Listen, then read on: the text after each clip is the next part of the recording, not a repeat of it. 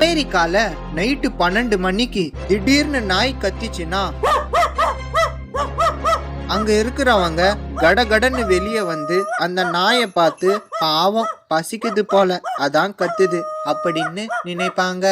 ஜப்பான்ல நைட்டு 12 மணிக்கு திடீர்னு நாய் கத்திச்சுன்னா அங்க இருக்கிறவங்க ரொம்ப பதற்றத்தோட வெளியே வந்து அந்த நாயை பார்த்து திருட வந்திருக்கான் போல அதான் நாய் கத்துது அப்படின்னு நினைப்பாங்க.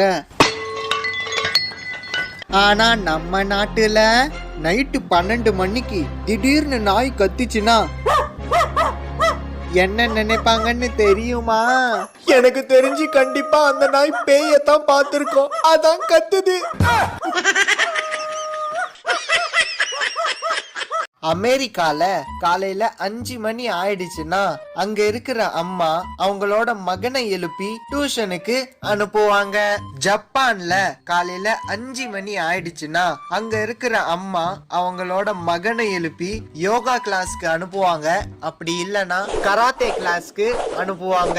ஆனா எங்க வீட்டுல காலையில 5 மணி ஆயிடுச்சுன்னா அதுக்கப்புறம் என்ன நடக்கும்னு நீங்களே பாருங்க.